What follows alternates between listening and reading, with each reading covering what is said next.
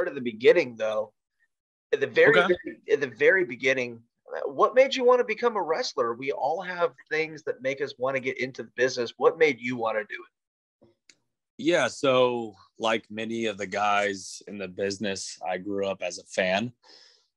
So I've been watching professional wrestling since I was 7 years old. I grew up idolizing The Rock, John Cena, CM Punk, Seth Rollins. And, I always told myself that it was something that I eventually wanted to do.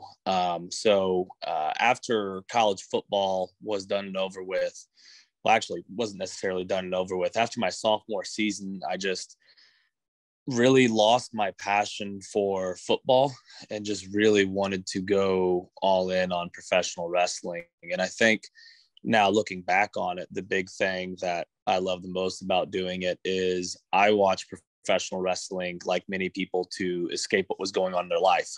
Right. So my parents got divorced at an early age. Wow. And the thing that I loved about wrestling is it would distract me for 2 hours every Monday night when I was watching Raw. And now I'm doing something similar. Is it on a smaller stage? Yeah, but I'm distracting people for whatever's going on in their life. And I think that's the ultimate coolest full circle moment. Yeah, definitely. Where did you play football at? What school was it? Yeah, so I played football for Anderson University, which is located in Anderson, Indiana. Yeah. That's where I am right now. So I'm in Anderson, so I know exactly where you're talking about. That's awesome. What position did you play? Yeah, so I was originally recruited as a safety for Anderson. Okay. And that's essentially what I played in high school. And then during training camp, one of our senior middle linebackers went down and blew out his knee. So, here I am coming into training camp at like $185, $190, thinking, okay, hey, I'm pretty good size. I'm right where I need to be. And then I was told quickly that I need to gain 40 to 50 pounds as soon as possible. So in less than a year, I blew up from like 190 to 245 and was told I need to transition to middle linebacker. So that was a lot of chicken parm, a lot of protein shakes, a lot of squats, a lot of bench. And that was a very uncomfortable thing, but definitely the first thing that I did when I stopped playing football was cut all that weight, just because it was so rough on the joints. So did you go to Anderson University specifically for football, or did football come after you went there? So football was the big draw towards there. It necessarily wasn't on my radar. So I got injured my senior year of high school football, and I had some Division I and Division II schools looking at me, more smaller D1 schools looking at me. And after I got hurt my senior season, I saw all those potential scholarships just kind of wash away. And I was actually dead set on just going to college, getting my degree, and starting my life. And I got a phone call in February where I was already, I believe, essentially convinced myself that I was going to go to IU. And I got a call from the head coach of Anderson University, and one thing led to another. I went to a visit, and, just when I thought that I closed the chapter of football for myself, that door just kept opening back up. And I wanted to, leave the game on my own terms. And that's exactly what AU offered to me. So it kind of found me, I guess, if you will, because I never, I think, would have even considered Anderson University had it not been for football. Right. That's basically a Christian college, I think, isn't it? Yeah. So it's a private Christian school. Yeah. Yeah, I went to one of those as well. What did you have a specific major there, or was it basically general studies focusing on football? So I studied, so I went off of my strengths. So I am the oldest of a half Italian family, so of 4 kids. So I always grew up watching the kids, and I've always been a good student. So I went with what I was good at, and I was like, okay, well, I'm just going to study education. And I wanted to be an elementary education teacher. And the funny story about all that is, luckily, I learned very quickly during a student in elementary school. And I love and adore my siblings. Doesn't mean that I'm going to love and adore 30 strangers' kids. So, Right. Right. so after that, I decided to go with something more broad. And I got my degree, my bachelor's, I should say, in business management. Okay. Awesome. Yeah, the private Bible colleges are always definitely an interesting environment. I remember when I went to one for a year, it was definitely for me not the best fit in the world, but as you can probably imagine. But it was really cool that you went to AU. I had no idea. So it sounds like you were a WWF kid, not a WCW kid. What was it about pro wrestling? Because you said it distracted you from everything that was going on in your life. That's exactly what it did for me. Is I discovered it in probably junior high school and middle school, and that's exactly what it did. Was it distracted me from everything going on with my parents' divorce, everything going on at school. What was it for you about professional wrestling that gave you that escape? Was it the in-ring action? Was it the segments, the promos with The Rock and Austin, or what was it that did that for you with pro wrestling?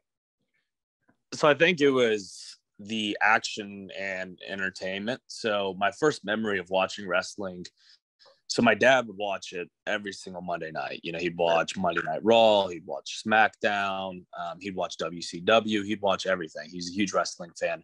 Right. And I never really watched it with him. I would kind of see it out of the glimpse of my eye, and I just wouldn't really give much attention to it. And then one day he called me downstairs, and he said, Blake, I need you to sit down on the couch. I want you to watch this guy. He is the most funny guy. He's the most entertaining guy you will ever see in your life. Just listen and watch him. And out came The Rock. Okay. And yeah, and so right away, you know, I'm drawn to him, you know, all 6'4", 265 pounds of him. Right. And he's hitting all of his signature catchphrases, and I'm just hysterically laughing. I'm drawn to the TV. You know, he's making fun of, I believe it was Chris Jericho. Oh, okay. Yeah. Yeah. So The Rock and Chris Jericho, those were the first two dudes that I saw on my television screen. And then after that, it went to a commercial break. And then the first match that I saw that was right after that was Christian versus Jeff Hardy, two great professional wrestlers in my mind. And I saw Jeff Hardy hit the Swanton Bomb, and I was like, holy crap, he just hit a front flip and landed on him. And I was like, I can do a front flip. And, you know, so then all that kind of led to a backyard wrestling league. And, you know, we all had our little wrestling characters. We were wrestling on our trampolines or anything we could really wrestle on. And then, you know, getting all the action figures. And I was just obsessed with it, you know, with just the in-ring action. And then also just the comedy and the entertainment aspect of it and the larger than life characters. Nice. Yeah, that's how it was for me as well. I mean, it definitely gave you that escape from everything going on personally, and just being able to laugh at, you know, with The Rock, or, you know, the Hardy Boys were just like the coolest guys ever. And I can't believe they're still wrestling after all these years. Jericho too, and Christian, just all those guys still going. But so you mentioned that you guys kind of did the backyard thing for a little bit. How long would you say you've legitimately been in the wrestling business though? So I definitely won't count my backyard days, because those were short-lived. Although I never lost a backyard wrestling match. I was like the Bill Goldberg. Yeah, I was the Bill Goldberg of the backyard. You're 335-0 in a year. Yeah, some like that. But I think the big thing is we had the big gold belt. It was like a toy belt, and it was my toy, and also it was my trampoline. So I think I just refused to lose. So that was the big thing on it. But no. So I started wrestling, and I actually well, my tattoo's on my wrist. So I have one on my left wrist. It says January 31st, 2018, and that is the day that essentially I decided to pursue professional wrestling, and I was going to get myself in shape first because I wanted to look like a professional wrestler before I even started training. And then I had my very first day of training on January 21st of 2020. So I've only been, and I had my first match, which is my right wrist tattoo, on June 26th, 2020. So I haven't been wrestling for that long. So if you count my training time, a little over a year, and if you count my official match debut, we're looking at about 8 or 9 months. Wow, man, you've come a long way in just a short period of time, man. That's freaking ridiculous. Like, that's awesome. Most definitely. And I mean, the big guy that I have to thank for that would be my trainer, Jake Oman. Absolutely. He's gone above and beyond from day one to getting me ready. Without his guidance, without him mentoring me, without him teaching me how to act in a locker room and carry myself like a professional, I definitely wouldn't be in the position that I am in today. How'd you get connected with Jake? So I got connected with Jake. So right around the time where I decided to quit football and pursue wrestling, which actually, funny story about that. I remember the official day that I did it. So at the end of each football season, we had what we called exit meetings, where essentially the coach would tell you your goals, right? Hey, I want you to put on 15 pounds of muscle, or hey, I want you to get your GPA up, or hey, we're actually going to switch you to this position. That's what the exit interview consisted of. Sure. And at the end of the exit interview, I'll always remember him. His name was John Sala. So John Sala, if you're listening to this, thank you for giving me the motivation of a lifetime. I told him that I was going to quit football to pursue professional wrestling, and which he laughed at that. And he told me to call him when I woke up. And I haven't called him since then. So, I've always kept that. Yeah, I've always kept that in the back of my mind because I'm a big chip on the shoulder kind of guy. So right after I decided to do that, I was pretty much an overweight guy. Didn't look good at all because they made me gain, 60 pounds very quickly. And so I lost all that weight, and I just told myself I got to look like a professional wrestler before I reach out to anyone. So I started looking for professional wrestling schools all across Indianapolis, and I didn't really have much luck, really finding any really. Right. So then I started wrestling. So then I started messaging random promotions, and still no luck. They just told me, hey, you can come help set up the ring and maybe roll around and that's it, but we don't offer a school. So then from then I decided to just look up who the best professional wrestlers were in Indianapolis. And I was looking all across, I remember, reading about the Dylan Bostics, the Ace Perrys, and then I found Jake Oman. And so I messaged Jake on Facebook, and I messaged him once and he left me on red. And then I messaged him a second time and he again left me on red. And then I messaged him a third time and he responded. And he told me, hey, man, right now I'm in Japan.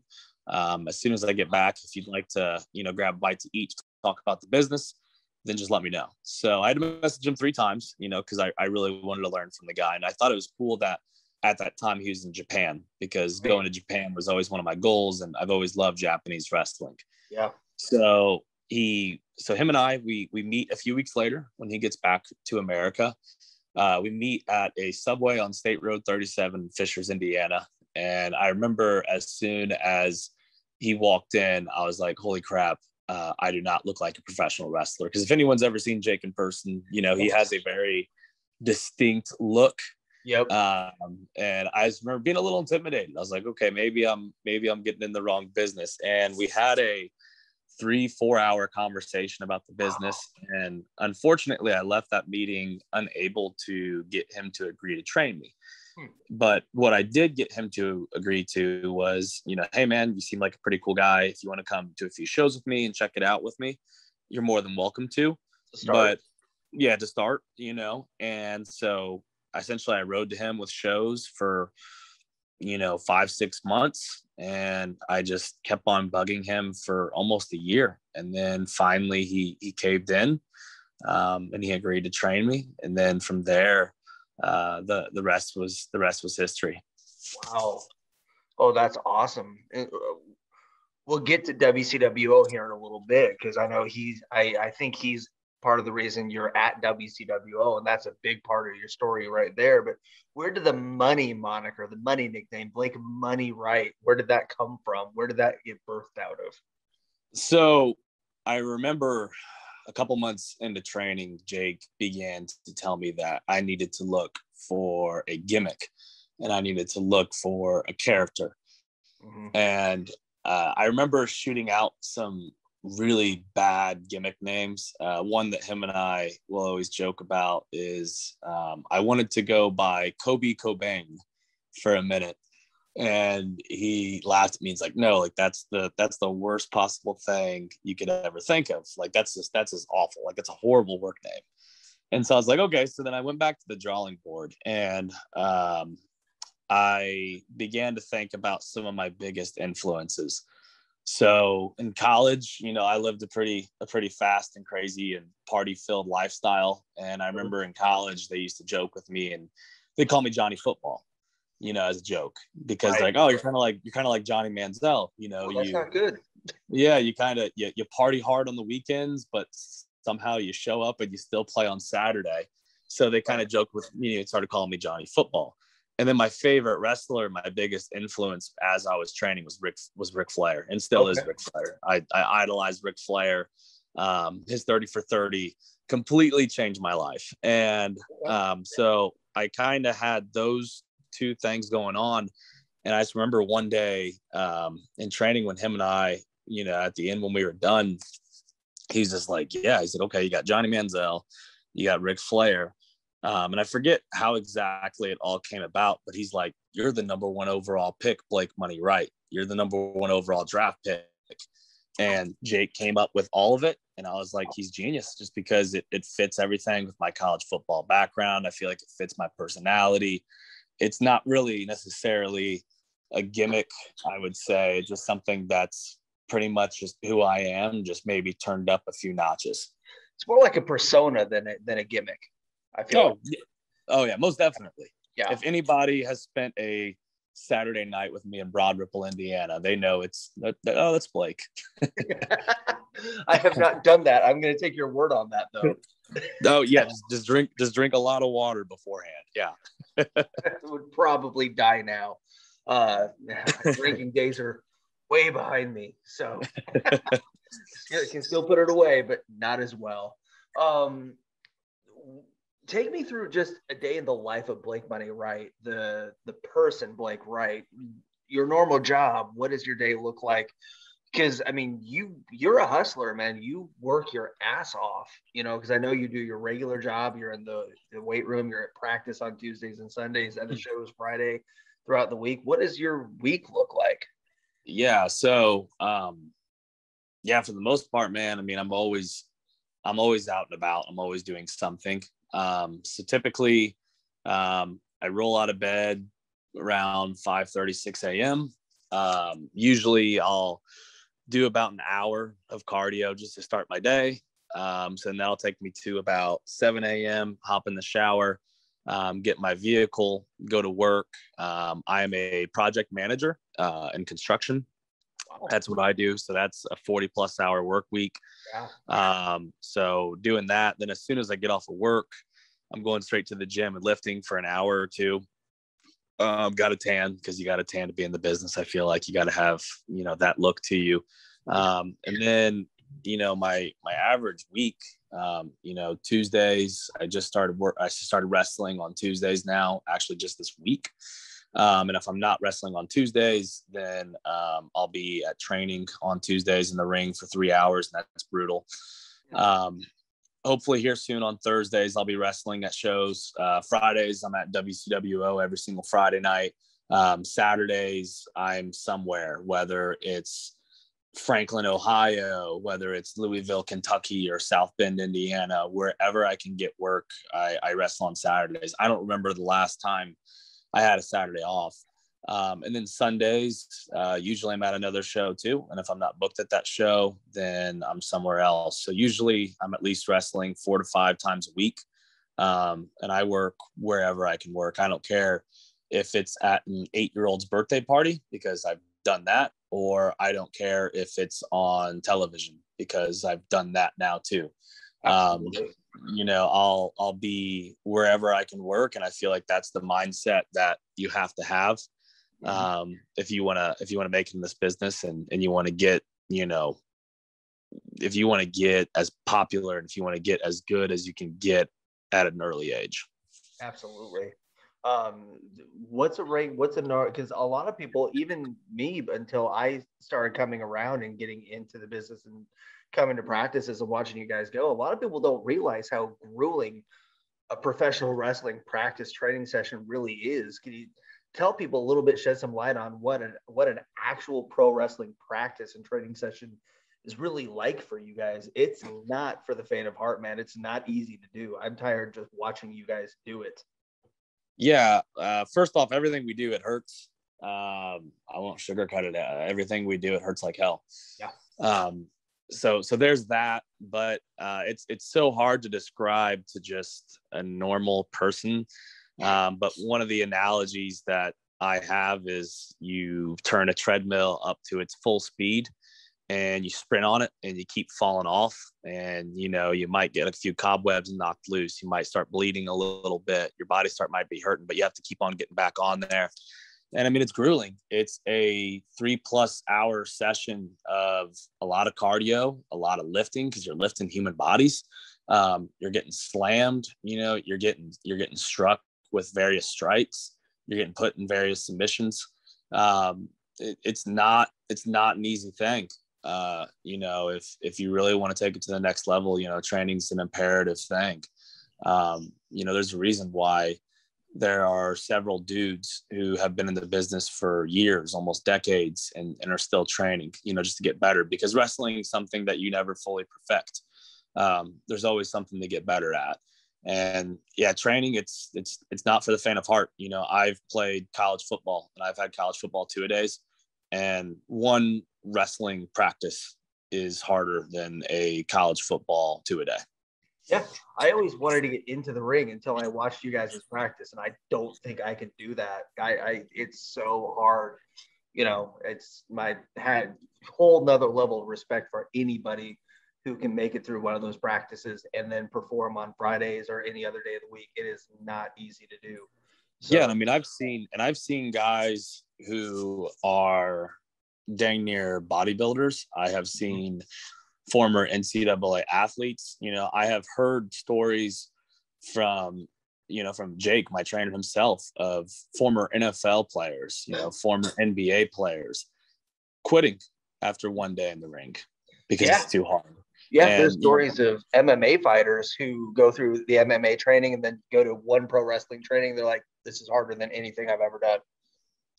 Yeah, and it's not and unfortunately, I wish wrestling was for everyone, but I'm a firm believer that it's just not for everyone. Yeah. And, it takes passion, it takes grit, it takes a whole lot of toughness. And it's definitely not as easy as it looks on television sometimes. Yeah.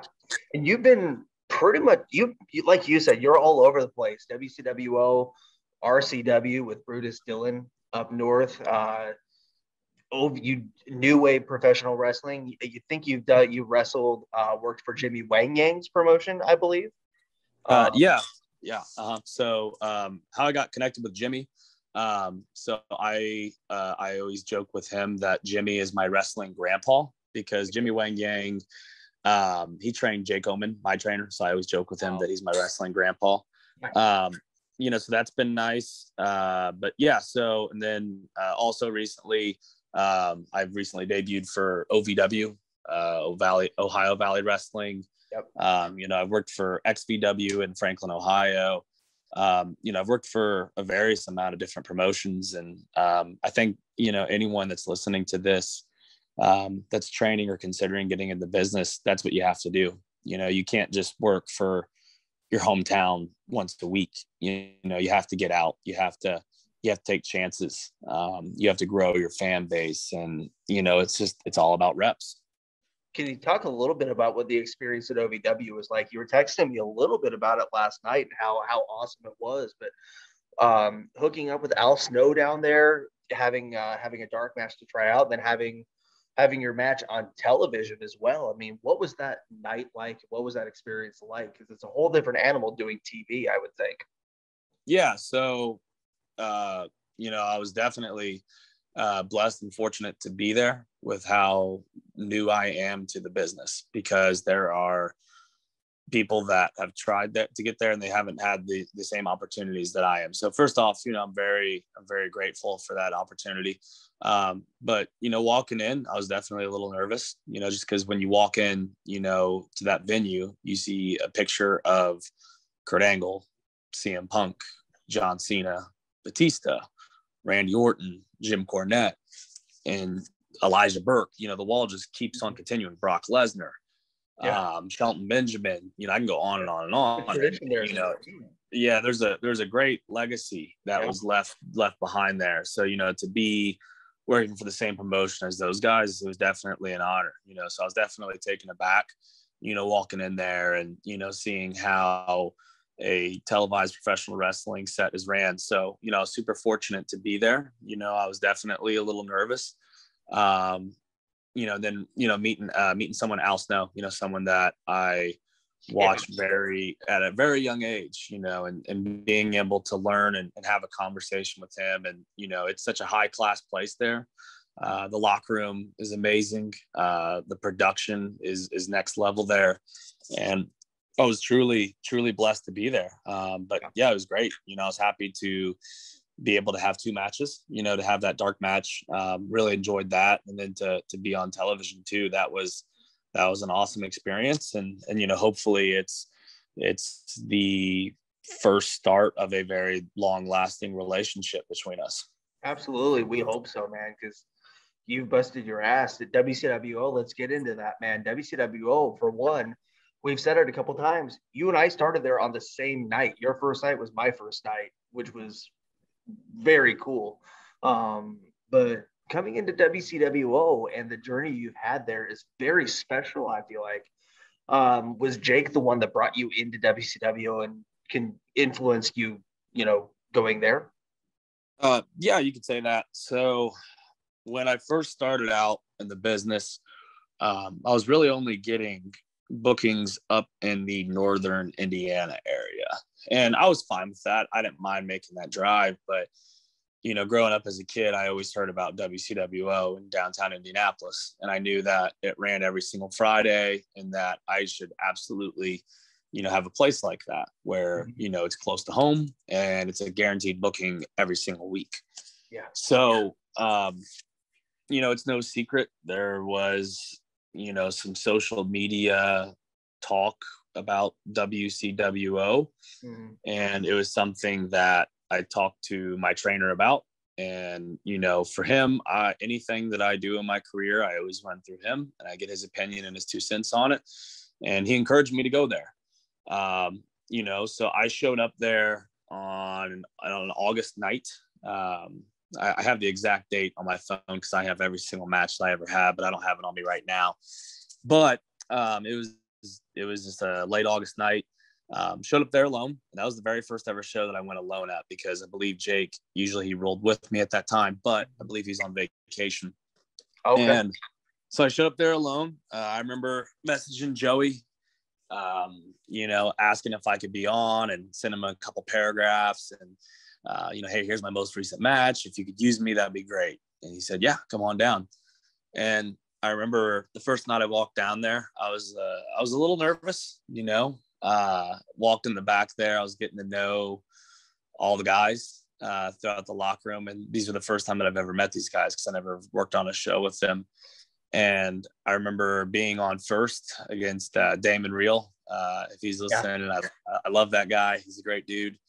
And you were there. I know Brian was there. Joey was there. I had a match and I felt like I stunk the joint up. So sorry about that, Damon, but him and we've had several other matches and I've been able to make it up to him. Right. And I just remember just how welcomed I felt there.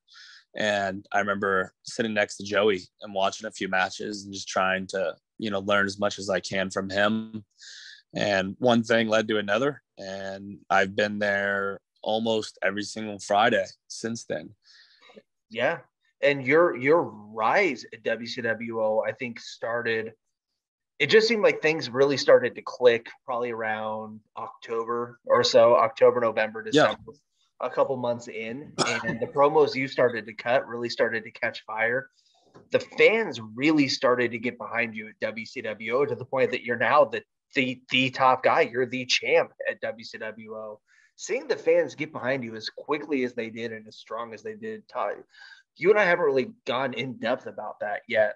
Can you talk a little bit about what that really meant to you at that point in time for that to have the fans latch onto you as strong as they did? Because those fans freaking love you. Oh yeah, I love WCWO. You know, no matter where my career takes me, I'll always remember and appreciate my time at WCWO, because I'm a firm believer that you need to, whenever your time ends there, you know, at a place, you need to leave it better than what it was when you arrived. And I feel like I've accomplished that. So that's awesome, because it's been a heck of a journey. Because I remember going there for the first month and a half, and just being frustrated, not at WCWO or Joey or anyone, but just because whenever I would go out, it was just crickets. And that was hard for me, you know, because like many people know, WCWO, it's a very unique crowd. Yeah. You know, they don't, just because they love you in South Bend, Indiana, doesn't mean they love you there. And so that was tough. And I was definitely frustrated, you know.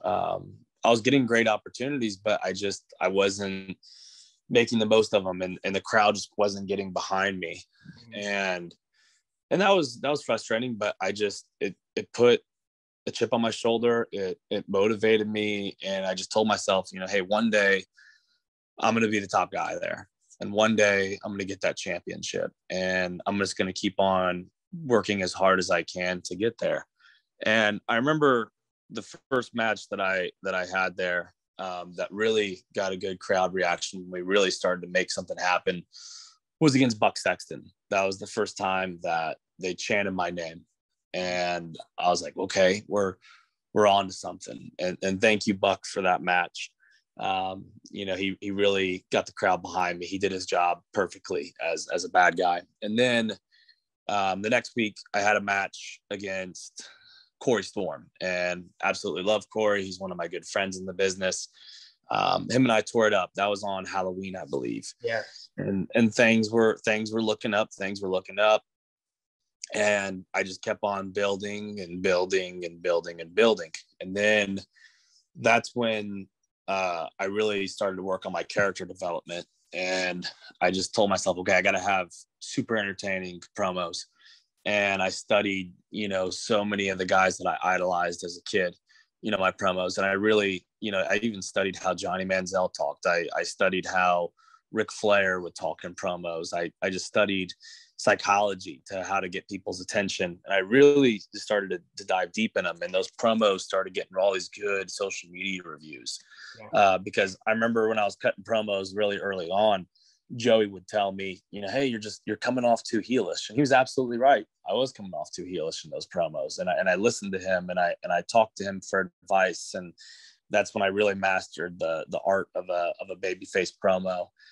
And really the night where I knew I was on to something was the night on Christmas against Jake. Yeah. Because the crowd was they're roaring behind me. Mm-hmm. And I think Jake and I, dare I say, had the match of the night that night. And I really started to go on to something. And then I think the most important night of my entire time at WCWO that really solidified, you know, okay, like he's on to something, was New Year's Day of 2021, where I had that promo of the New Year's celebration when Jordan James, I think is when the entire Kendo Mafia was out there. Yeah. And I know it would be a very tough promo. I remember even talking to Jake about it, and he agreed it's going to be a tough promo because you're going to have to cut a promo on like 7 different people. And somehow I did it, and the crowd was just erupting. You know, I came up with the whole entire bathtub water. People are still talking to Jordan James about his champagne, about how it's bathtub water. And that was the night I just went for it. And I just was like, all right, you know, if this is the night that, you know, I showed them that I'm ready to be the WCWO champion, because that was always my goal. That's all I ever wanted. And then I had that killer main event. And then the rest was really history from there. And then I'll always remember January 29th against Jordan James in the main event for that title. And it was I still get goosebumps even talking about that match, just because it was one of the few moments where if it looked like I was losing, they would immediately start chanting my name. Yeah. And then, to even have my family sit in front row for that too, because that was the first time they ever watched me. And, they never really got why I did it. And then after that match, winning that championship, having paper streamers being thrown on me, that loud pop when that 3 finally hit the mat, it was everything I ever worked for, winning that championship and, being able to look up on the elevated section of the Outlaw Arena and seeing Jake there and just seeing him, how proud he was of me. That was the best night of my entire professional wrestling career. And, I just want to keep on. And ever since that night, I just want to keep on taking everything I do to the next level. And, I want to be remembered as the absolute greatest WCWO champion of all time. And, I want to pack that house, and I want to continue to go to different shows and to hear people say, hey, WCWO, it's really come a long way. Like, really good stuff there. And I take pride in this company. And this is the very first ever company that believed in me. And, I'll give every fiber of my being to it. Yeah. And there's so many guys there that there's so much potential in that locker room, man. And there's so many guys that you've had good matches with, so many good opponents. Obviously, Jordan James is probably at the top of that list for opponents and storylines that you've been involved with at WCWO. And he's a very integral part of Blake Money Wright becoming the Outlaw Champion and you getting to where you are. I mean, that's a huge role with that. But who are some of the, you talked about Corey and Buck, but who are some of your favorite opponents you had at WCWO or elsewhere that, people might not necessarily think of, because so many different elements go into a wrestling match that make it good? Yeah. So I guess a lot of people to think about it. So number one, it'll always be Jake, because that guy has gone above and beyond. I love him. I consider him my best friend, consider him a brother. He has been to every single one of my matches except 2. And one, he was having a WWE tryout on, so I get that. And then the other one, he was on vacation for. He's seen every single one of my matches live. That's awesome. And he's always giving me feedback. So and I owe my entire career to him. Number 2 would be Joey Owens. I joke with him and I call him Pops. I've never shared the ring with him. I've definitely tried, but hopefully one of these days I can convince him to step foot in the ring with me. We might be able to make that happen.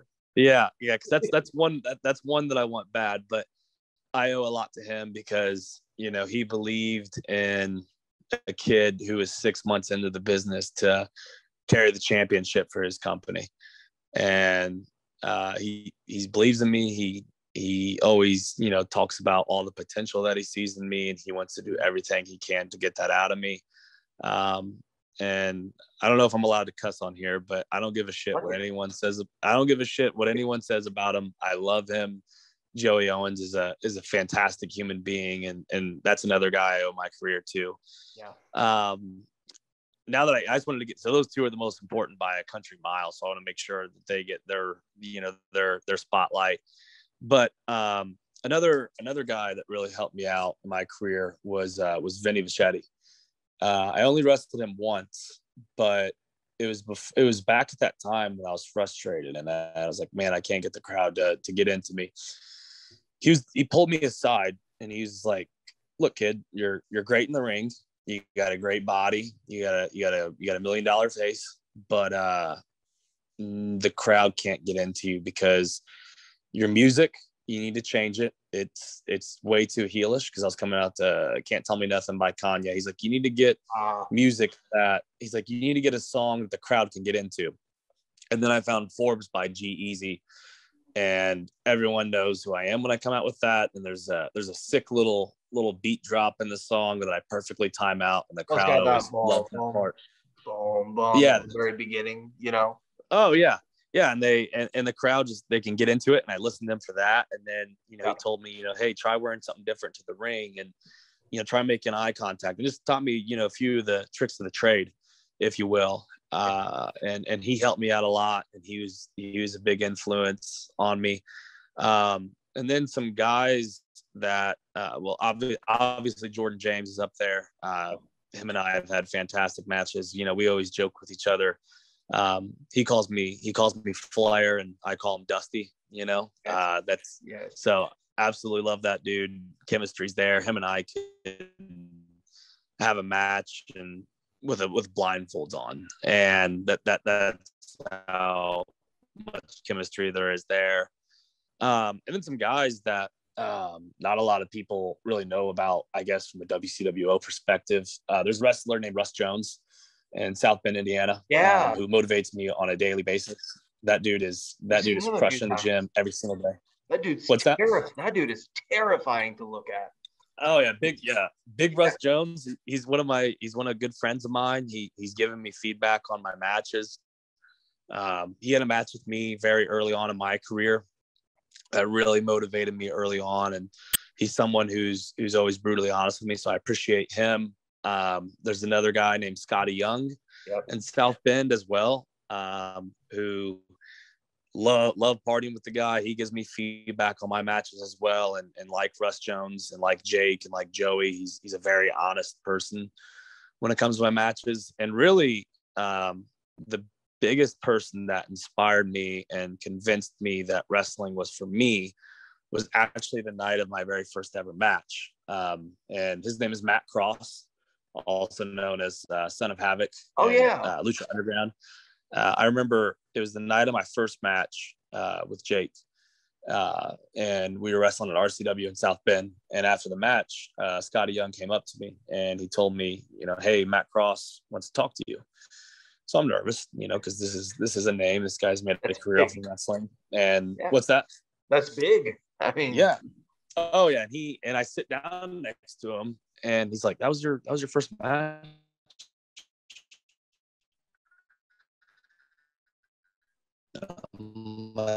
Yeah. He's like, that's one of the best. Tell that. And him and I had about all that, and just getting his nod of approval that early on in my career was a huge motivation to me. And I'm sure I'm missing some other guys. So I guess just as a quick fire to name off some dudes that have helped me along the way.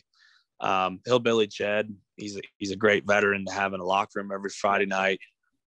He's helped me out a ton. Same goes for Jonathan Wolf. He's helped me out a ton as well. And I'm sure I'm missing someone. So my apologies if I've missed you. I'll buy you a beer, I suppose, if I have. But those are the main bulk of guys that I would say that have really helped me out along the way. So I guess to wrap it up, what's the end goal for your career? Where do you want to go? Where does Blake Money Wright want to what's the biggest accomplishment you're looking to get to? And just in the grand scheme of things, man. I want to be a WWE Hall of Famer. I don't just want to be a part of WWE. I want to be in the Hall of Fame, because I feel like if you've made a global impact on the business in any way, you're in the WWE Hall of Fame. So that's what I want. You know, and if that doesn't happen, then, you know, whether it be AEW or New Japan Pro Wrestling, I just want to be able to make a living at this, and I want to make a global impact. That's awesome. Well, I know you will get there. You're already well on your way. Super loads of success already, man. Well deserved. Blake, thanks for taking time to talk to me tonight. I know we've been talking about doing this for a minute. Glad we made it happen. I'm glad we connected. And, you know, I know that you're dealing with some nagging injuries from WCWO right now at the hands of the just sinister Jake Omen. But for the fans that are listening, you will be back at WCWO very soon, I know. So Yes, I'll be there. I'll be there this Friday and the next Friday, and I'm really looking forward to our main event on April 30th. Absolutely.